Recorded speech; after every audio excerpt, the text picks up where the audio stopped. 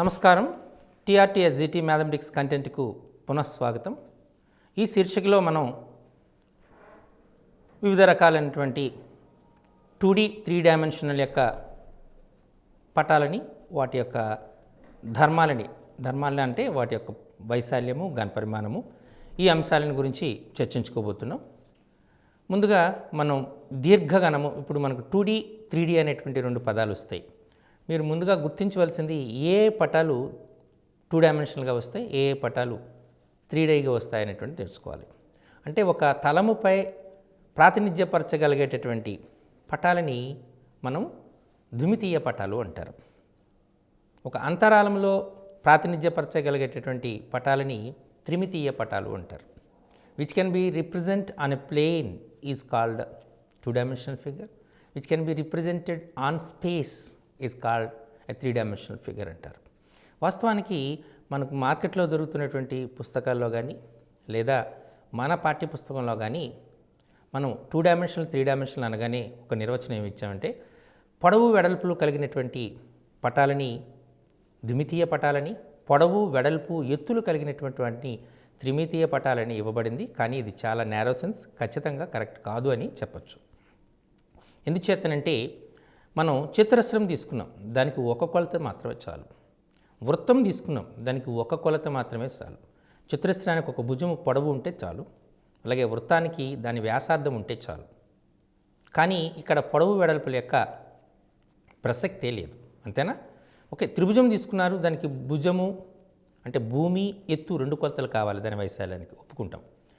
మరి దీర్ఘచతురస్రం అంటే పొడవు వెడల్పులు ఉంటాయి కాబట్టి వాటి 2 కొలతలు ఉంటాయి. కానీ ఇలా చతురస్రం కానీ వృత్తం కానీ, కాబట్టి ఈ నిర్వచనం సరైనది కాదు. ఏ పటాన్ని అయితే మనం ఒక తలములో ప్రాతినిధ్యపరచగలుగుతామో ఆ పటాన్ని ద్విమితీయ పటం అనడం సరైనది. అలాగే ఏ పటాలని మనం అంతరాళంలో ప్రాతినిధ్యపరచగలుగుతామో వాటిని త్రిమితీయ పటాలు అని అంటారు. Which can be represented on space. మనం ఇక్కడ పొడవు వెడల్పు ఎత్తులు అనే పదాలను వాడుతున్నాం. దీర్ఘగణానికి పొడవు వెడల్పు ఎత్తు ఉంటుంది, కానీ సమగణానికి కేవలం భుజము కొలత ఉంటుంది, అంతేనా? అలాగే ఒక గోళాన్ని తీసుకుంటే కేవలం వ్యాసార్థం మాత్రమే ఉంటుంది. సో ఇక్కడ 3 కొలతలు అవసరమే లేదు, కాబట్టి ఆ నిర్వచనం సరైనది కాదుగా మీరు గుర్తించాలి.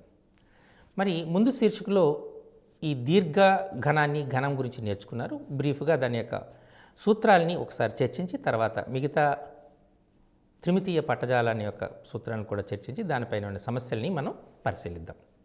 ఇప్పుడు ఏ భుజముగా కలిగినటువంటి ఏదైనా ఒక ఘనం తీసుకుంటే దీన్ని ఏ భుజం అనుకోండి, ఈ భుజం యొక్క పొడవు ఏ అనుకోండి.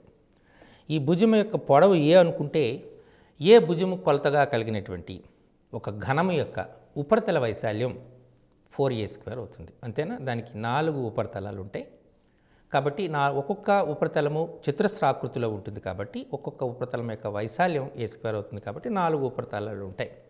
సో 4 అంచులు 4 అనుకుందాం. సో ఒక్కొక్క దానికి a² కాబట్టి 4a²గా చెప్పచ్చు. పై తలము క్రింది తలాన్ని కూడా మనం పరిగణలోకి తీసుకుంటే మొత్తము వైశాల్యాన్ని మనం సంపూర్ణ తల వైశాల్యం అంటారు. దీన్ని 6a²గా చెప్పచ్చు. ఎందుకంటే మనకు 6 తలాలు ఉంటాయి కాబట్టి 6 తలాలు కూడా ఒక్కొక్కటి చతురస్రాకారంలో ఉంటుంది కాబట్టి ఒక్కొక్క తలం యొక్క వైశాల్యము a² కాబట్టి 6 తలాలు కాబట్టి 6a²గా మనం చెప్పచ్చు. తర్వాత ఇది ఘనపరిమాణం. ఘనపరిమాణము అంటే జనరల్గా మనకు ఘనపరిమాణం అనగానే భూవైశాల్యం ఇంటూ ఎత్తుగా మీరు పరిగణించాలి. ఇక్కడ భూమి చతురస్రాకృతిలో ఉంది కాబట్టి వైశాల్యం a² అవుతుంది. ఎత్తు కూడా a అవుతుంది, ఎందుకు? అన్ని భుజాలు సమానం కాబట్టి. So a² into a is equal to ఏమవుతుంది? a³ అవుతుంది. అందుచేత దీర్ఘఘనం యొక్క ఘనపరిమాణము a³ మనం ఘనం యొక్క ఘనపరిమాణాన్ని a³ గుణించాలి. ఈ ఉపరితల వైశాల్యం కానీ సంపూర్ణతన వైశాల్యం కానీ వైశాల్యాలు మనకు చదరపు యూనిట్లో కొలవడం జరుగుతుంది, ఘనపరిమాణాన్ని ఘనపు యూనిట్లో కొలవడం జరుగుతుంది. ఈ అంశాన్ని మీరు గుర్తుపెట్టుకోవాలి. ఒక ఘనం యొక్క కర్ణము పొడవు దాని భుజము కొలతకు √3 రెట్లు ఉంటుంది, √3a. ఎందుచేతంటే మనం కర్ణం పొడవు అనగానే √a² + a² చెప్తాం, అంటే √3a² అని చెప్పడం జరుగుతుంది, అంటే √3aగా చెప్పడం. కాబట్టి మీరు ఈ సూత్రాల్ని చాలా జాగ్రత్తగా గమనించవలసి ఉంటుంది. ఏ భుజముగా కలిగినటువంటి ఒక ఘనం యొక్క ఉపరితల వైశాల్యం 4a², దాని యొక్క సంపూర్ణ తల వైశాల్యం 6a², దాని యొక్క ఘనపరిమాణం a³ దాని యొక్క కర్ణము పొడవు A√3 ఆర్ √3Aగా చెప్పడం జరిగింది. ఓకే, సో ఇప్పుడు మనం ఎల్ పొడవు, బి వెడల్పు, హెచ్ ఎత్తులుగా కలిగినటువంటి ఒక దీర్ఘగణం యొక్క ధర్మాలను గురించి చూద్దాం. ఎల్ పొడవు, బి వెడల్పు, హెచ్ ఎత్తుగా కలిగినటువంటి దీర్ఘగణం యొక్క ఉపరితల వైశాల్యం 2h × L+B. దీన్ని గది 4 గోడల వైశాల్యంగా కూడా తీసుకోవచ్చు. గది 4 గోడల వైశాల్యం అనగానే మీరు వాడవలసినటువంటి ఫార్ములా 2h × L+B. దీన్ని ఇంగ్లీష్లో మనం జనరల్గా LSE అంటారు, లేటరల్ సర్ఫేస్ ఏరియా. తర్వాత ఇది సంపూర్ణ తల వైశాల్యం, అంటే పై తలం యొక్క వైశాల్యాన్ని, క్రింది తలం యొక్క వైశాల్యాన్ని కూడా పరిగణలోకి తీసుకుంటే మనం దాన్ని సంపూర్ణ తల వైశాల్యం అంటారు. ఇంగ్లీష్లో టోటల్ సర్ఫేస్ ఏరియా అనేటువంటి అనడం జరుగుతుంది. దీని విలువ 2 × LB + BH + LHగా చెప్పొచ్చు. ఎందుచేతనంటే ముఖాలు అనేటువంటి 2 ముఖాలు వైశాల్యాలు సమానాలు అవుతాయి. అంటే 2 ముఖాల వైశాల్యం LHలు అవుతాయి, 2 ముఖాల వైశాల్యం LB అవుతాయి, 2 ముఖాల వైశాల్యం LBH అవుతుంది. కాబట్టి మనం ఎలా రాస్తామంటే సంపూర్ణ తల 6 ముఖాలు ఉన్నాయి కదా, 6 ముఖాల వైశాల్యాలు 2 ముఖాల వైశాల్యం సమానం కాబట్టి 2 × LB + BH + LHగా చెప్పడం జరిగింది.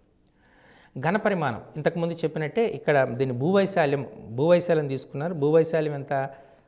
దీర్ఘగణంలో భూ అనేటువంటిది దీర్ఘగణంలో దీర్ఘచతురస్రాకారంలో ఉంటుంది కాబట్టి LB, ఎత్తు H కాబట్టి మనకు LBHగా వచ్చింది.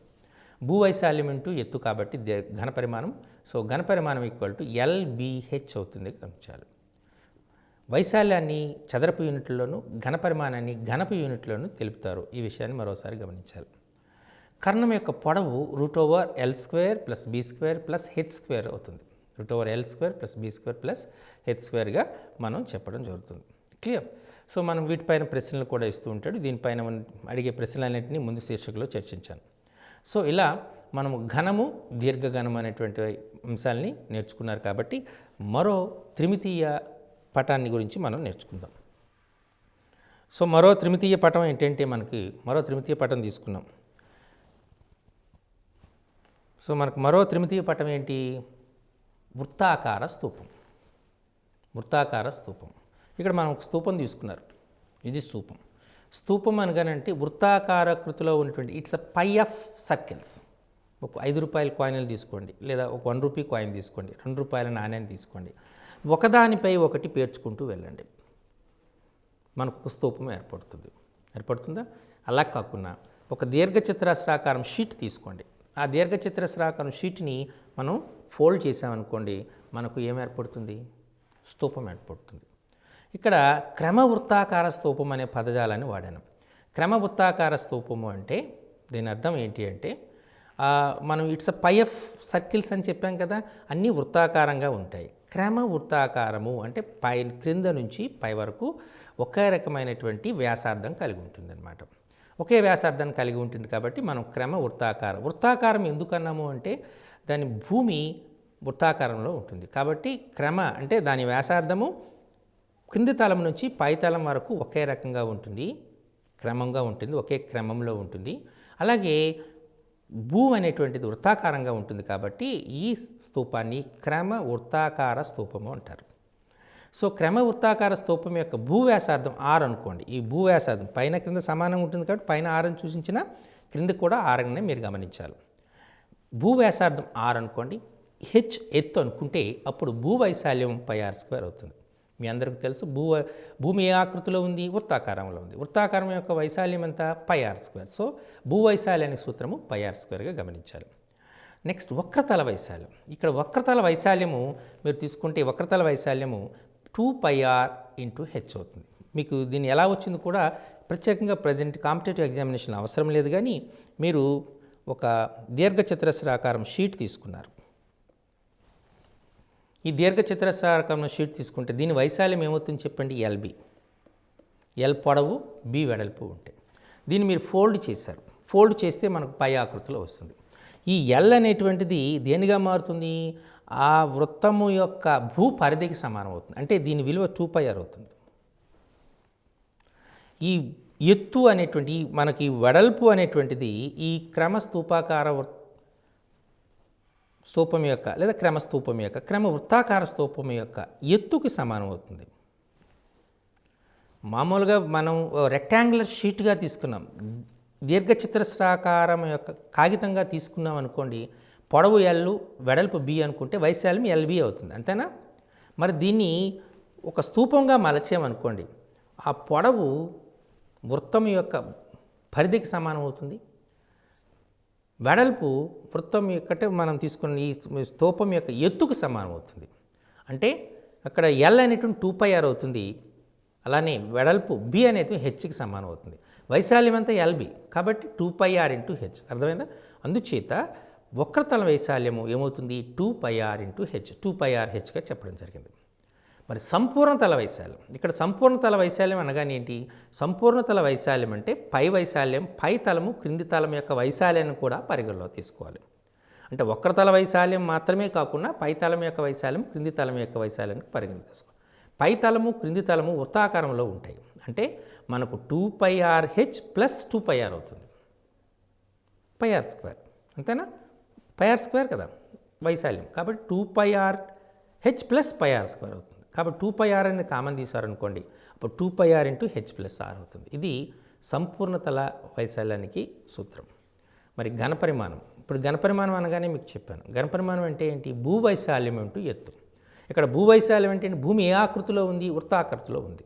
సో వృత్తాకారంగా ఉంది కాబట్టి దాని వైశాల్యం ఎంత? πr². ఎత్తు ఎంత? హెచ్.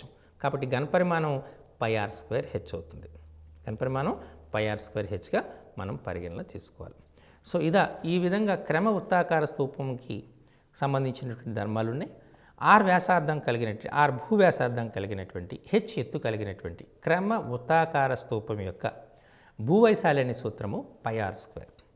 వక్రతల వైశాల్యాన్ని సూత్రము 2πrh.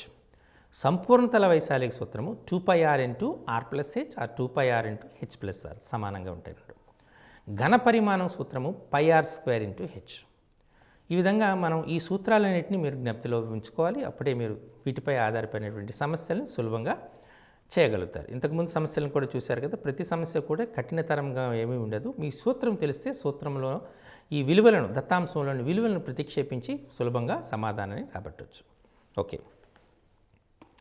సో మరి మనం వృత్తాకారం తీసుకున్నాం, ఇది ఘనాకృతిలో ఉంది అనుకోండి, ఈ సూత్రాలు చూస్తాయి. కాకుండా బోలుగా ఉందనుకోండి, అంటే లోపల ఖాళీగా ఉంది, ఇప్పుడు మేము చూసినట్టు బోలుగా ఉంది అంటే బోలు స్తూపం తీసుకున్నారు, క్రమ వృత్తాకార బోలు స్తూపం.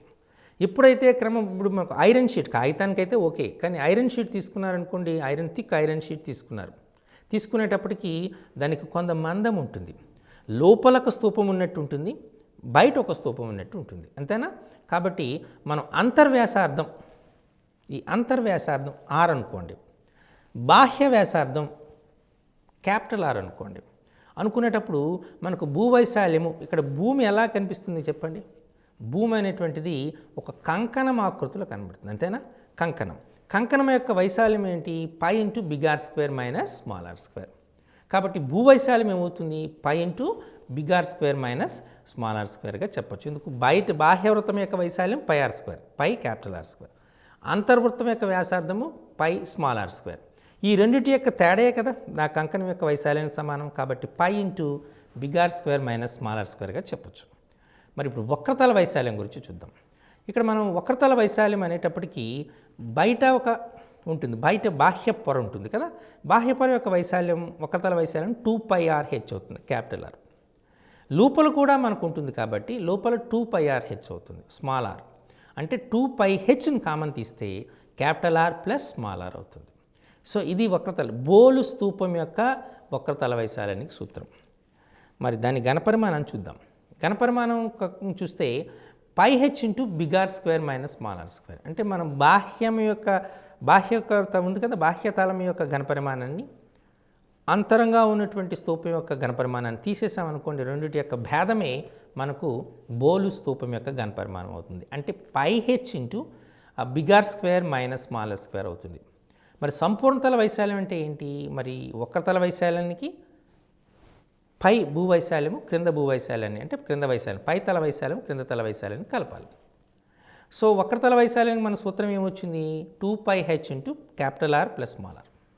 మరి భూవైశాల్యం ఏమొచ్చింది? భూవైశాల్యం pi into big R square minus small square. రెండు పై తలాన్ని క్రింద తలాన్ని రెండింటినీ కలపాలి కాబట్టి 2π into big R square minus small R స్క్వేర్గా చెప్పొచ్చు. అంటే 2π into big R plus small R into R plus H minus R. ఎందుకంటే 2π అనేటువంటి కామన్ తీస్తే మీకు ఈ సూత్రం వస్తుంది.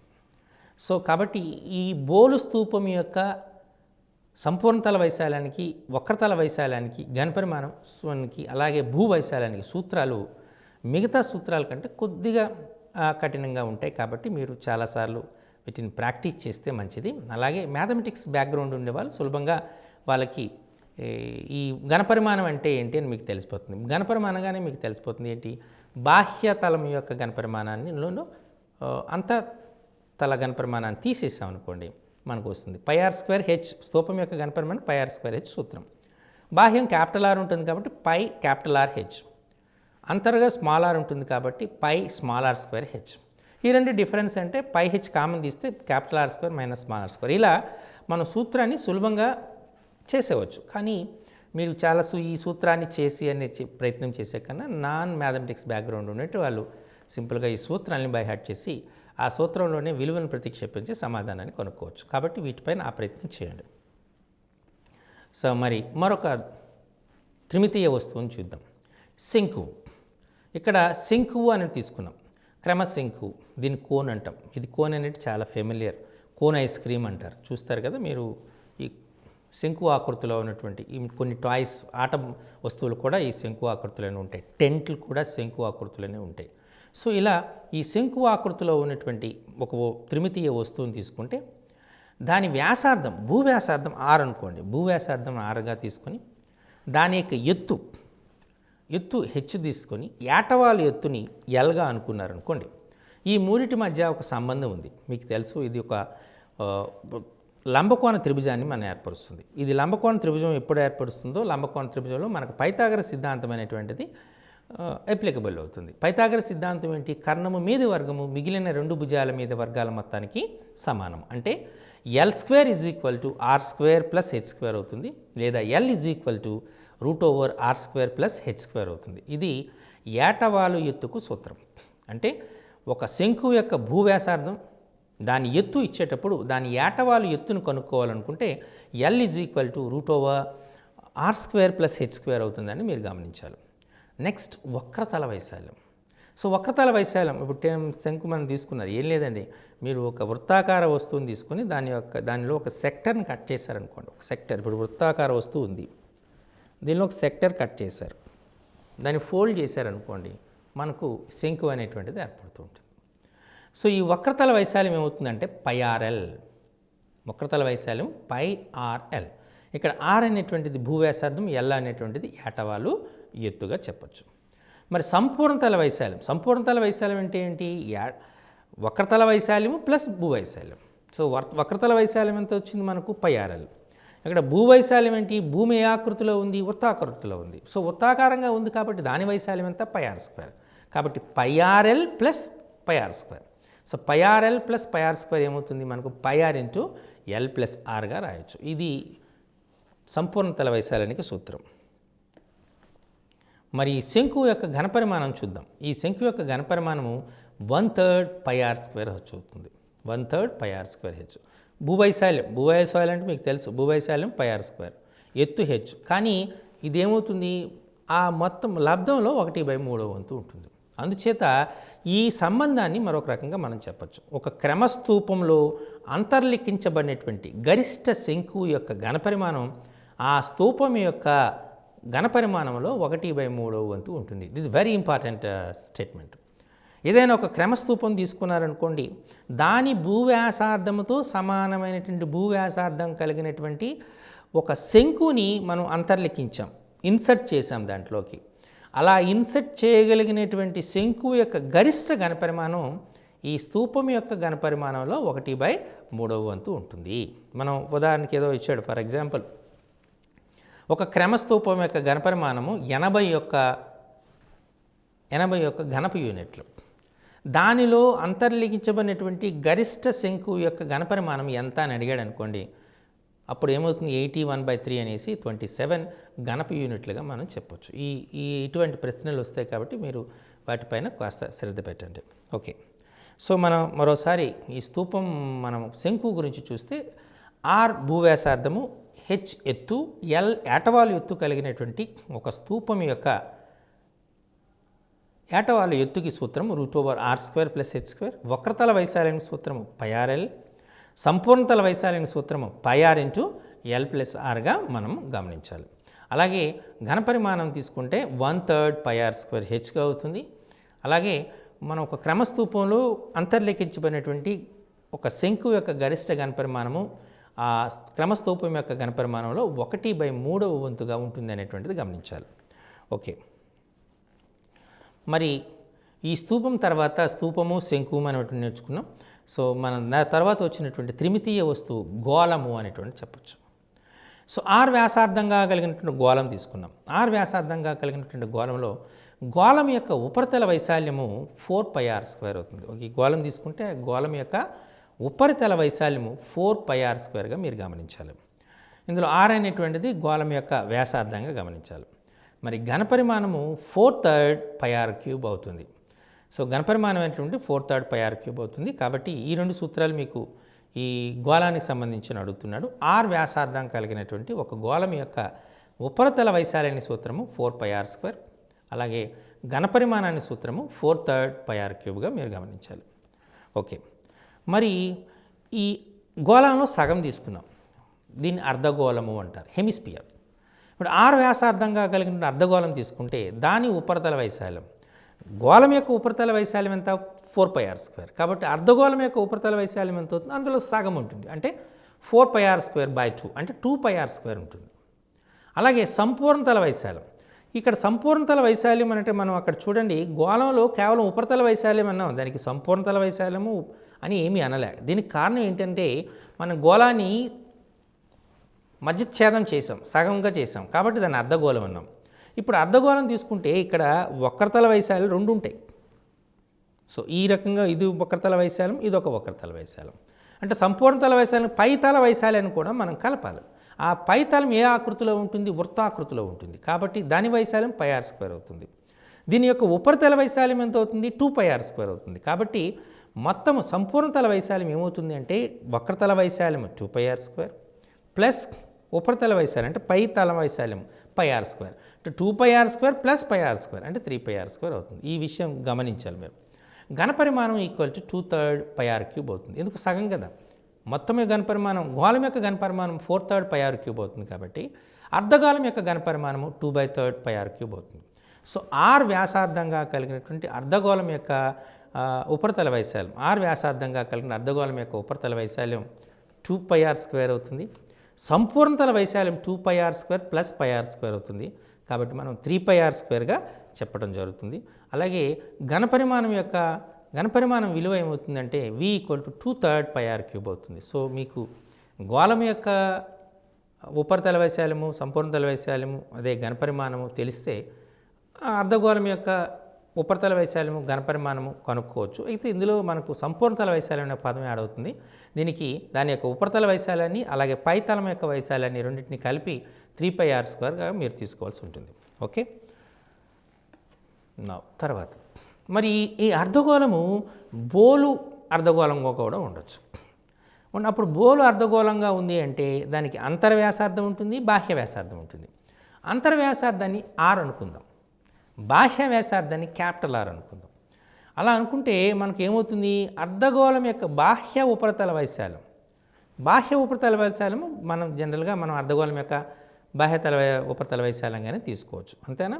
అంటే బాహ్య ఉపరితల వైశాల్యం ఏమవుతుంది, మనకు 4πr² అవుతుంది. ఓకే, మరి ఘనపరిమాణం తీసుకున్నాం. ఘనపరిమాణం ఏమవుతుంది అంటే బయటది 4/3 π × r³ - r³. ఇక్కడ బోలు అనేటువంటి తీసుకున్నాను నేను. యాక్చువల్గా బోల్ అంటే మొత్తం తీసుకున్నాను, అర్ధగోళం తీసుకుంటే బోల్గా ఉంటుంది కాబట్టి మీకు చెప్పటం. ఇది బోలు అర్ధగోళమా బోల్ అనేటువంటి తీసుకోవడానికి చేస్తున్నాం. అంటే మొత్తం తీసుకున్నాం అనుకోండి, ఇక్కడ తీసుకుంటే మనకేమవుతుంది, ఇది 2πr² అవుతుంది. ఇది గుర్తుపెట్టుకోండి, బాహ్య ఉపరితల వైశాల్యం 2πr².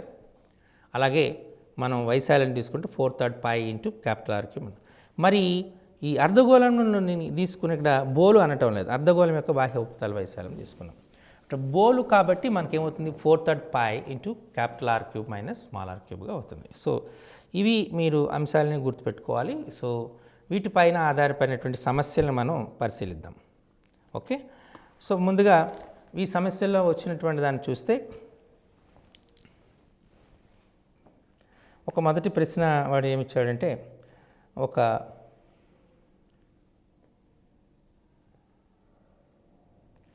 7 సెంటీమీటర్ల ఎత్తు 7 సెంటీమీటర్ల ఎత్తు 3 సెంటీమీటర్ల భూవ్యాసార్థం 3 సెంటీమీటర్ల భూవ్యాసార్థం గల స్తూపం యొక్క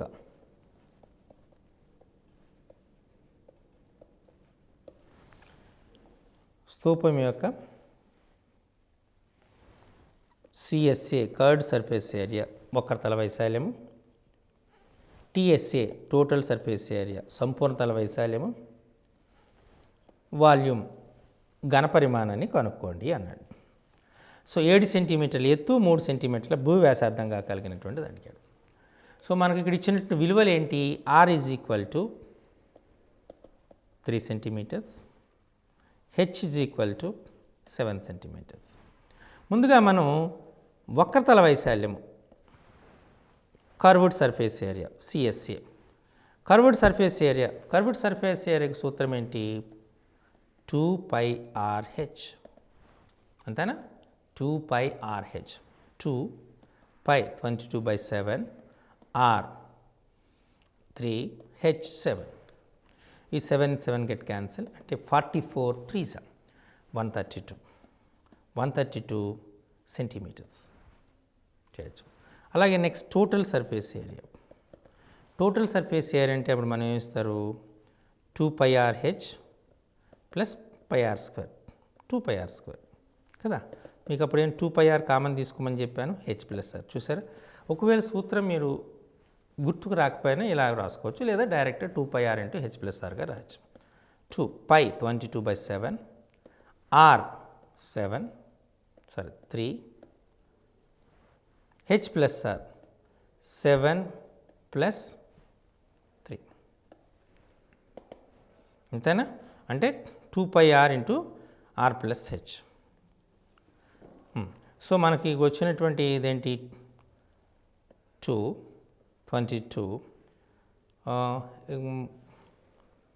3 7 ప్లస్ 3 10/7 అంటే మీకు అప్రాక్సిమేట్లీ ఎంత వస్తుంది? 44 3s 132 1320/7. సో 1320/7 అంటే 1320/7 అనగానే 7 1s 7 62 7 8s 56 60 7 8s 56 okay 4 7 5s 35 50 7 7 approximately 188.57 square centimetres. Okay, మరి నెక్స్ట్ ఏం అడిగారు? ఘనపరిమాణం V is equal to πr² H 22/7 R 3 square H is 7. This 7 will get cancelled. 22 9s 22 9 2s 18 9 2s 198 cubic centimeters. ఈ రకంగా మనకు ఇప్పుడు సూత్రం తెలిస్తే నేరుగా ఈ అన్ని అంశాలని కనుక్కునేటువంటి ఆస్కారం ఉంది. ఓకే, సో ఇప్పుడు మరొక ప్రశ్న చూద్దాం.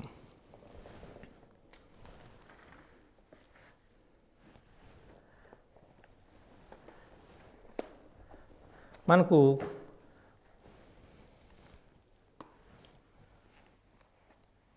21 సెంటీమీటర్ల ఎత్తు 21 సెంటీమీటర్ల ఎత్తు 5 సెంటీమీటర్ల భూ వ్యాసార్థం 5 సెంటీమీటర్ల భూ వ్యాసార్థం కలిగినటువంటి ఒక స్తూపం యొక్క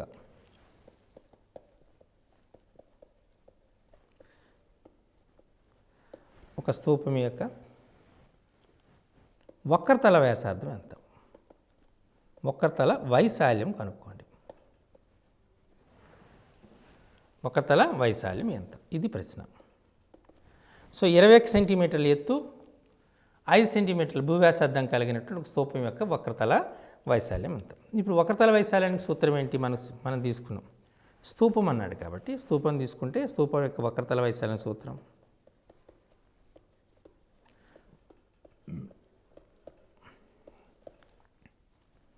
స్తూపం యొక్క వక్రతల వైశాల్యం 2πRh అంతేనా? సో అంటే 2π 22/7 R 5 H 21 7 1s 7 3s. So 44 15. So 15 4s 60, 15 4s 660 square centimeters. Clear? ఈ రకంగా మనం వక్రతల వైశాల్యాన్ని కనుక్కోవచ్చు. ఇప్పుడు మరొక సమాధానం చూద్దాం. ఒక స్తూపం యొక్క ఏదైనా స్తూపం యొక్క రెండు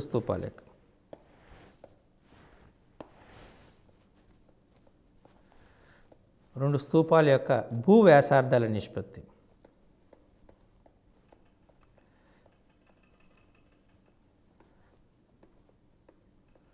భూ వ్యాసార్థాల నిష్పత్తి 2:3. దాని ఎత్తుల నిష్పత్తి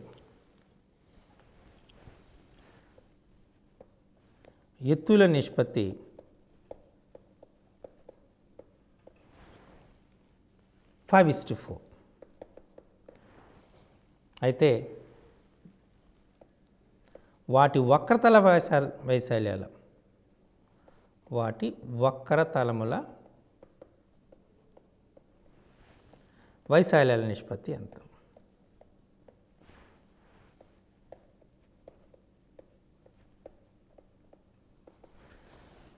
రెండు స్తూపాల యొక్క భూవ్యాసార్థాల నిష్పత్తి 2:3, దాని ఎత్తుల నిష్పత్తి 5:4 అయితే వాటి వక్రతలాల వైశాల్యాల నిష్పత్తి ఎంత? ఇది మనకు అడిగినటువంటిది. ఓకే, సో మనం ఏం చేస్తున్నాము? భూవ్యాసార్థాల నిష్పత్తి. కాబట్టి ఇందులో మనం స్తూపం 1 తీసుకుందాం, అలాగే స్తూపం 2 తీసుకున్నాం. ఈ స్తూపం 1 స్తూపం 2లో భూవ్యాసార్థాల నిష్పత్తి 2:3 ఇచ్చాడు కాబట్టి స్తూపం 1 యొక్క భూవ్యాసార్థం 2R అనుకుంటే స్తూపం 2 యొక్క భూవ్యాసార్థం 3R అవుతుంది. అంతేనా? 2:3 అన్నాడు కాబట్టి.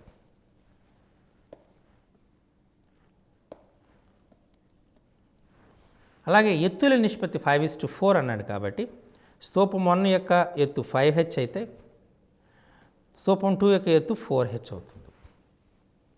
సో మనకి ఏ వైశాల్య నిష్పత్తి? వక్రతల వైశాల్య నిష్పత్తి. వక్రతల వైశాల్యాల నిష్పత్తి. సో వక్రతల వైశాల్య నిష్పత్తికి సూత్రం ఏంటి? 2πRh అంటే 2R H 5H is to 2π 3R into 4H. So R get cancel, H get cancel, pi get cancel. ఎంత వచ్చింది? 2 2s are 4, 4 5s are 20. 20 is to 2 3s are 6, 6 4s are 24.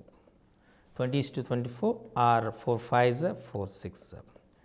So అంటే మనకు రెండు క్రమ స్తూపాల యొక్క భూ వ్యాసార్థాల నిష్పత్తి 2:3, దాని ఎత్తుల నిష్పత్తి 5:4 అయితే వాటి వక్రతలాల నిష్పత్తి మనకు 5:6 అవుతుంది. ఈ రకంగా మనం ఆ సమాధానాన్ని చేయొచ్చు. ఓకే, ఇప్పుడు మరొక ప్రశ్నను చూద్దాం. అలాగే ఈ ప్రశ్నలోనే దాని ఘనపరిమాణాల నిష్పత్తి కూడా అడిగాడు అనుకోండి. ఘనపరిమాణాల నిష్పత్తి కూడా అడిగాడు. ఘనపరిమాణాల నిష్పత్తి. సో ఘనపరిమాణాల నిష్పత్తి కావాలంటే ఏం చేస్తారు? ఓకే, ఘనపరిమాణానికి సూత్రం ఏంటి? πr²h. R here 2R whole square, H 5R. Here pi 3R square, correct? 3R whole square, H 4H. ఒకసారి ముందు చూద్దాం అసలు నిష్పత్తులు ఎలా 2R 3R correct 5H 4H okay. So ఘనపరిమాణ నిష్పత్తి ఏమవుతుందంటే pi this is 4R² 5H pi 3R whole square means 9R whole square 4H. So మనం ఇప్పుడు ఈ పైని క్యాన్సిల్ చేయొచ్చు, R² క్యాన్సిల్ చేయొచ్చు, హెచ్ని క్యాన్సిల్ చేద్దాం. అలాగే ఇంకేమైనా క్యాన్సిల్ అయినా దిస్ 4 గెట్ క్యాన్సిల్. అంటే మనకి నిష్పత్తి ఏమొస్తుంది చెప్పండి 5:9 వస్తుంది. సో మనం వ్యాసార్థాల నిష్పత్తి 2:3 గాను, ఎత్తుల నిష్పత్తి 5:4 గాను తీసుకుంటే వక్రతల వైశాల్యాల నిష్పత్తి 5:6 గాను, దాని ఘనపరిమాణాల నిష్పత్తి 5:9 గాను రావటం గమనించాం. ఈ రకంగా వాటి నిష్పత్తులు ఇచ్చి వీటి నిష్పత్తులు అడగచ్చు, లేదా నిష్పత్తులు ఇచ్చి వాటి విలువలను కనుక్కోమని అడగచ్చు. వీటిపైన ఈ రకంగా మనకు ప్రశ్నలు వచ్చేటటువంటి ఆస్కారం ఉంది. సో మరొక ప్రశ్నను చూద్దాం. రెండు క్రమస్తూపాల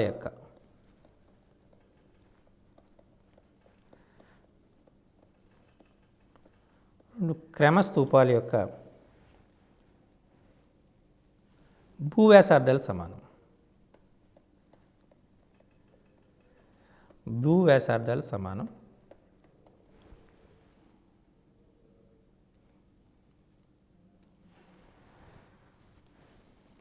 వాటి భూవ్యాసం 14 సెంటీమీటర్లు. భూవ్యాసం 14 సెంటీమీటర్లు. ఒకదాని ఎత్తు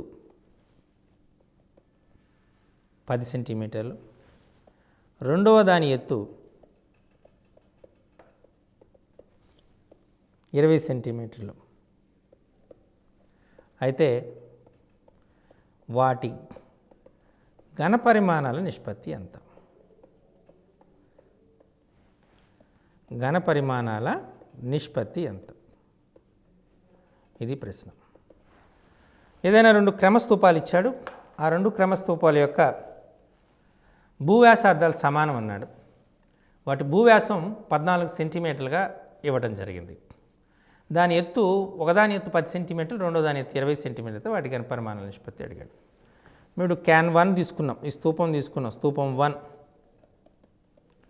స్తూపం 2 తీసుకున్నారు. ఈ స్తూపం 1, స్తూపం 2లో భూవ్యాసార్థాలు సమానం అన్నారు కాబట్టి భూవ్యాసం 14 సెంటీమీటర్లు ఇచ్చాడు. వ్యాసానికి వ్యాసార్థానికి మధ్య సంబంధం ఏంటి? వ్యాసము ఈజ్ ఈక్వల్ టు 2 ఇంటూ వ్యాసార్థం, లేదా వ్యాసార్థం ఈజ్ ఈక్వల్ టు వ్యాసము బై 2. కాబట్టి మొదటిది 14 వ్యాసం అన్నాడంటే అది 7 సెంటీమీటర్లు అవుతుంది. 7 సెంటీమీటర్లు. ఇది కూడా ఇక్కడ 7 సెంటీమీటర్లు. ఇక్కడ ఎత్తు H is equal to 10 centimetres అన్నాడు ఒకదానికి, రెండు దానికి హెచ్ ఈక్వల్ టు 20 సెంటీమీటర్స్ అన్నాడు. మనకి నిష్పత్తి అడిగాడు. మనకి దీన్ని R1 H1 అనుకుందాం, R2 H2 అనుకుందాం కదా. అనుకుంటే నిష్పత్తి ఏమవుతుంది? ఘనపరిమాణాల నిష్పత్తి. ఘనపరిమాణాల నిష్పత్తి. ఇక్కడ ఘనపరిమాణాల నిష్పత్తి మనం తీసుకుంటే ఘనపరిమాణాల నిష్పత్తి ఏమవుతుంది మనకు? 7 10 7 20 అన్నాడు కదా. సో 2πR1 H1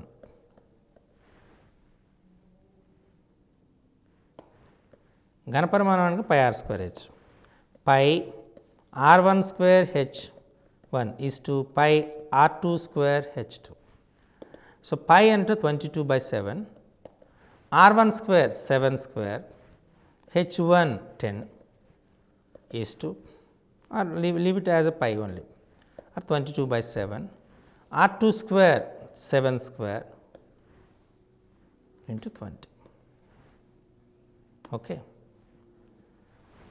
మనకు 22/7 into 7² into 10 is to 22/7 into 7² is to 20. Means 22/7, 22/7, 7² get cancelled. 10, it is 10 is to 20 or 1 is to 2. ఈ ప్రశ్నకి ఇంత సమాధానం రాయవసరం లేదు, అండర్స్టాండింగ్ షేక్ కూడా చెప్పాను. ఎప్పుడైతే భూ వ్యాసార్థాలు సమానమవుతాయో ఘనపరిమాణాల నిష్పత్తి వాటి ఎత్తుల నిష్పత్తికి సమానం. ఇవన్నీ చేయవలసిన లేదు.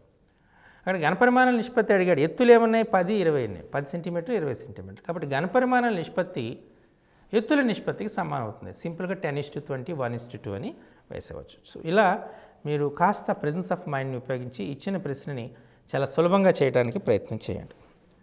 సో ఇప్పుడు మన మరొక ప్రశ్న చూద్దాం. ఒక రెక్టాంగులర్ షీట్ దీర్ఘచతురస్రాకారంలో ఉన్నటువంటి ఒక పేపర్ని తీసుకున్నారు. దాని యొక్క పొడవు 44 సెంటీమీటర్లు,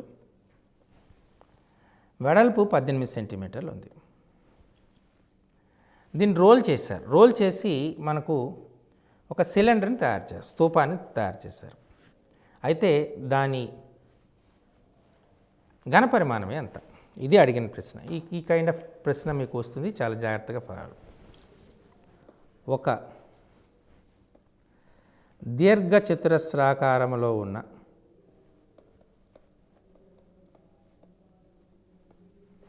ఉన్న కాగితపు షీటు యొక్క కొలతలు 44x18.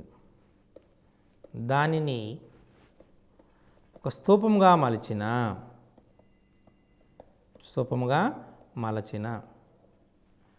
స్తూపం యొక్క ఘనపరిమాణం ఎంత? స్తూపం యొక్క ఘనపరిమాణం ఎంత? ఇది ప్రశ్న. ఇక్కడ మనకు 44 సెంటీమీటర్లు, 18 సెంటీమీటర్స్. మీకు స్తూపాన్ని గురించి వివరణ ఇస్తున్నప్పుడే మీకు క్లారిటీగా చెప్పాను. ఏదైనా ఒక స్తూపం తీసుకున్నారు, ఆ స్తూపం యొక్క వివరణ ఇచ్చినప్పుడే మీకు కొన్ని అంశాలు చెప్పాను. ఒక కాగితం దీర్ఘచతురస్రాకారంలో ఉన్నటువంటి కాగితాన్ని కానీ ఐరన్ షీట్ని కానీ మనము స్తూపంగా మలచేటప్పుడు ఆ దీర్ఘచతురస్రాకారం యొక్క పొడవు ఆ స్తూపం యొక్క భూ పరిధికి సమానమవుతుంది. వెడల్పు ఆ స్తూపం యొక్క ఎత్తుకు సమానమవుతుంది. అంటే ఇక్కడ మనకు 2πr = 44 అవుతుంది. h = 18 అవుతుంది. ఈ విషయాన్ని మీరు గమనించాలి. ఇది చేస్తే మిగతాదంతా ఈజీ. 2πr అంటే 2 × 22/7 r = 44. Okay, r = 44 × 7/2 × 22. 22 1s 22 2s. This 2 2s get cancel. అంటే r = మనకి ఎంత వచ్చింది? 7 సెంటీమీటర్స్. h విలువ ఎంత వచ్చింది? 18 సెంటీమీటర్స్. కాబట్టి స్తూపం యొక్క ఘనపరిమాణాన్ని కనుక్కోవచ్చు. స్తూపం యొక్క ఘనపరిమాణం ఏమవుతుంది? స్తూపం యొక్క ఘనపరిమాణము స్తూపం యొక్క ఘనపరిమాణానికి సూత్రం ఏంటి? πr²h. π 22/7. r లెక్క కట్టుగా మనకి ఎంత వచ్చింది? 7 సెంటీమీటర్స్. 7² h 18. అంతేనా? కాబట్టి మనకు 22/7. 7² అంటే మనం 49/7. అంటే ఇది 49 వేద్దాం × 18. 7 1s 7 7s. అంటే సో మనం ఇక్కడ 18 7s 126. సో మనం 22 × 126. So 126 means 252. 2772. 2772 ఘనపు సెంటీమీటర్లు. క్లియర్? ఈ రకంగా మనం చాలా ప్రశ్నలు ఈ స్తూపానికి సంబంధించినటువంటి ప్రశ్నలు వచ్చేటువంటి ఆస్కారం ఉంటుంది. కాబట్టి మీరు స్తూపం పైన వచ్చినటువంటి అన్నింటిని కూడా చేయండి. చేయడంగా డెఫినెట్గా మీకు మంచి మార్కులు వచ్చేటటువంటి ఆస్కారం ఉంది. ఓకే, సో మరి స్తూపం గురించి నేర్చుకున్నారు కాబట్టి నెక్స్ట్ మనం ఈ కోనుకు సంబంధించినటువంటి ప్రశ్నలు చేద్దాం. శంకు.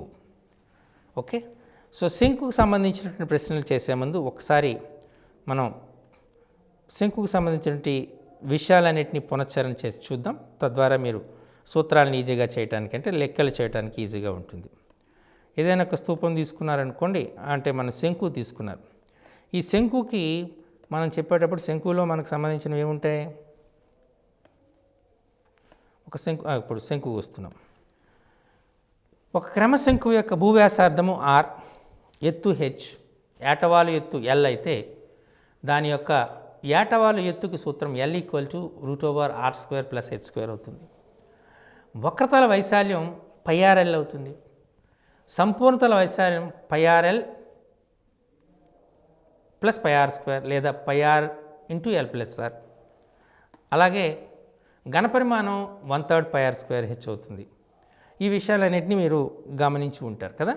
సో దీని ఆధారంగా వచ్చినటువంటి ప్రశ్నలు మనం చూద్దాం. ఎటువంటి ప్రశ్నలు వస్తున్నాయో చూద్దాం. దానిపైన మనం ఏ రకంగా సమస్యలు సాధించవచ్చో కూడా చూద్దాం. ఓకే. సో నా ఇక్కడ వచ్చినటువంటి ప్రశ్న, ఒక శంకువు యొక్క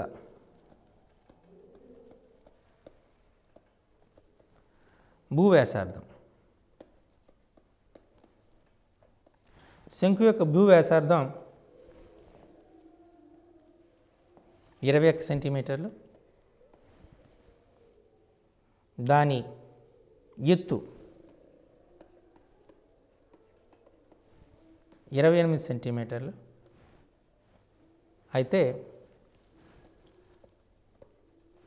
దాని వక్రతల వైశాల్యం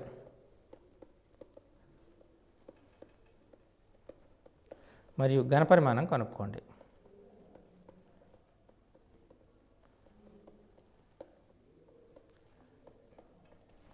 ఒక శంకు యొక్క భూవ్యాసార్థం 21 సెంటీమీటర్లు, దాని ఎత్తు 28 సెంటీమీటర్లు ఇచ్చాడు. అంటే ఇప్పుడు మీరు శంకు తీసుకున్నారు, దీని ఎత్తు ఇచ్చేసాడు, ఇది 28, భూవ్యాసార్థం 21 ఇచ్చాడు కదా. మనం వక్రతల వైశాల్యం కావాలి. వక్రతల వైశాల్యం సూత్రం ఏంటి?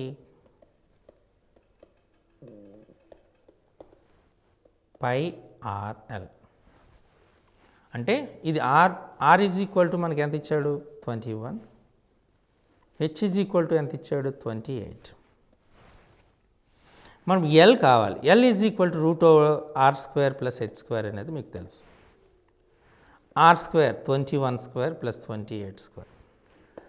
21² అంటే 441, 28² అంటే 784.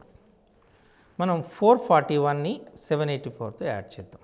5, 12, this is 11, 12, 1225. 1225. So √1225. √1225 = 35. Okay, √1225 = 35. So మనకు వక్రతల వైశాల్యం πrl ఇచ్చాడు కాబట్టి π అంటే 22/7. r వాల్యూ ఎంత? మనకు r వాల్యూ ఇచ్చినటువంటిది r = 21. l లెక్క కడితే 35 వచ్చింది. 7 1s 7 5s మీన్స్ 22 of 105, 210, 210, 0 1 3 2 అంటే మనకు వచ్చింది 2310 స్క్వేర్ సెంటీమీటర్స్. సో మనకు వక్రతల వైశాల్యం ఎంత వచ్చింది? 2310 స్క్వేర్ సెంటీమీటర్స్. ఓకే, మరి ఘనపరిమాణం, ఇప్పుడు ఘనపరిమాణం అడిగాడు. సో ఘనపరిమాణం అడగగానే మనం చేయవలసినటువంటి ఏంటంటే మనకు తెలిసింది 1/3 πr²h, 1/3 22/7. r వాల్యూ ఎంత ఇచ్చాడు మనకు? 21, 21 of 21. h వాల్యూ మనం ఒకసారి చూద్దాం, h ఎంత ఇచ్చాడు అన్నాడు. h 28. So into 28. మీకు తెలుసు 3 7s 21, దిస్ 21 గెట్ క్యాన్సల్. అంటే మనకి ఎంత వచ్చింది? 22 of 21 of 28. Okay, so first multiply చేద్దాం. 22 of 21. సో 22, 44, 2 6 462. మనం 28తో మల్టిప్లై చేస్తున్నాం. సో 462తో మల్టిప్లై చేస్తే 8 2 just 16, 8 6 48, 49, 8 4 32, 36. This is 2 2 4, 2 6 12, 9, 6 13, 9, 12 means 12936, 12,936 cubic centimetres.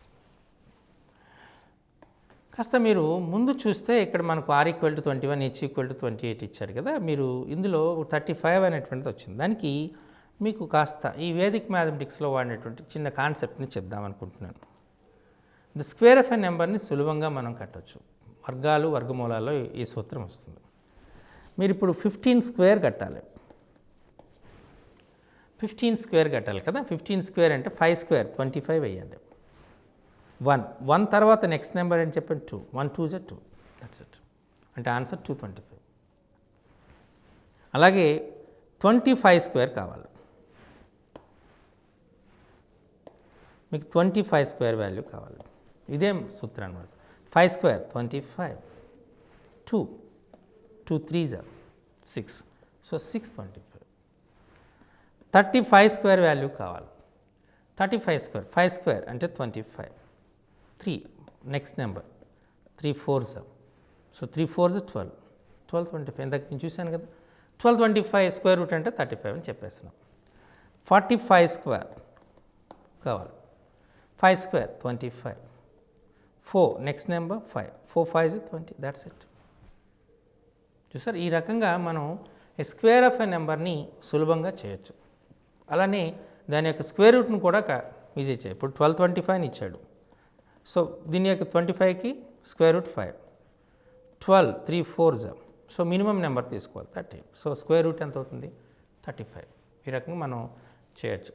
So మీకు ఈ మ్యాథ్స్లో ఇలాంటి సింపుల్ టిప్స్ ఉన్నాయి. వాటిని చూస్తే క్యాలిక్యులేషన్ పార్ట్ అండి. యాక్చువల్గా క్షేత్రమితిని చేసేటప్పుడు స్టూడెంట్స్ లేదా ఎవరైనా కాంపిటేటివ్ అంటే పార్టిసిపేట్ చేసేవాళ్ళు ఎక్కువగా కాస్త డిఫికల్టీ ఫీల్ అయితే calculation part. So it takes time taking. So అటువంటప్పుడు కొన్ని మ్యాథమెటిక్స్ని మీరు వాడితే ఆ క్యాలిక్యులేషన్ పార్ట్ని సులభంగా చేసేటటువంటి ఆస్కారం ఉంటుంది. సో అలా కొన్నిటిని కూడా నేర్చుకుంటే మంచిది. ఇప్పుడు మరో ప్రశ్న చూద్దాం. ఒక శంకువు యొక్క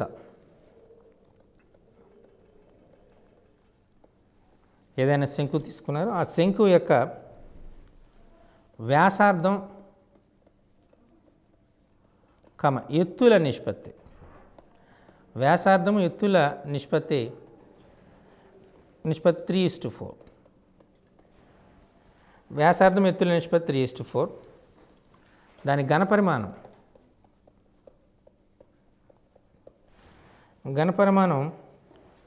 301.44 సెంటీమీటర్ క్యూబ్ అయితే దాని వ్యాసార్థం ఎంత?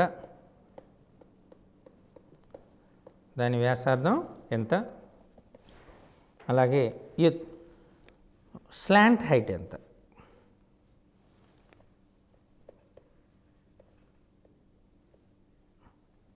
స్లాంట్ హైట్ ఎంత అంటే ఎల్ వాల్యూ ఎంత అడిగాను. మీకు తెలిసినటువంటిది వ్యాసార్థము ఎత్తుల నిష్పత్తి ఇచ్చాడు కదా. ఓకే, సో ఆర్ని 3x అనుకోండి, హెచ్ని 4x అనుకోండి. ఆర్ని 3x, హెచ్ని 4x అనుకున్నారు. మీకు ఘనపరిమాణం తెలుసు. శంకు యొక్క ఘనపరిమాణం 1/3 పై r²h. 301.44 is equal to 1/3 22/7. R is 3x whole square, h is 4x. 1/3 22/7, 9x square into 4x. Correct? 3 1s are 3 3s. So మనకి ఏమొస్తుంది 22 3s are 66, 66 4s are 66 4s are 24, 264. 264 x cube by 7 equal to 301.44. So x cube is equal to ఎంత 301.44 by 264. దీన్ని మీరు simplify చేస్తే 8 వస్తుంది. So x is equal to 2 వస్తుంది. So మనకి x value ఎంత వచ్చింది 2 సెంటీమీటర్, ఆఫ్ కోర్స్ 2 యూనిట్స్. కాబట్టి వ్యాసార్థం ఎంత వస్తుంది మనకు? వ్యాసార్థం, సో వ్యాసార్థం ఈక్వల్ టు 3x కాబట్టి 3 2s 6 సెంటీమీటర్స్గా మీరు గుర్తించాలి. అలాగే స్లాంట్ అంటే ఎత్తు ఎంత తీసుకున్నాడు? ఎత్తు మనం తీసుకున్నాం 4x, 4 2s 8 సెంటీమీటర్స్. అడిగింది ఏంటి? Slant height L is equal to √r² + h². √6² + 8² అంటే 10. సో 10 సెంటీమీటర్స్గా మీరు గమనించాలి. సో ఈ రకంగా మనకు ప్రశ్నలు వస్తాయి ఈ 3 డైమెన్షనల్ ఫిగర్స్ పైన. వాటిని మీరు చూసి సూత్రాల్లో ప్రతిక్షేపణ చేసి విలువలను కనుక్కొని సులభంగా చేయొచ్చు. సో ఇది ఈ 3 డైమెన్షనల్ పైన వచ్చినటువంటి ప్రశ్నలు, వాటి యొక్క సమాధానాలు. సో వీటిని జాగ్రత్తగా పరిశీలించండి, ప్రాక్టీస్ చేయండి. 6th to 10th క్లాస్ వరకు ఉన్నటువంటి గణిత టెక్స్ట్ బుక్స్ని ప్రాక్టీస్ చేయండి. అలాగే ఎన్సీఆర్టీ యొక్క ఎగ్జాంపులర్ ప్రాబ్లమ్స్ని కూడా ప్రాక్టీస్ చేస్తే ఖచ్చితంగా మీకు మంచి మార్కులు వచ్చే అవకాశం ఉంది. నమస్కారం.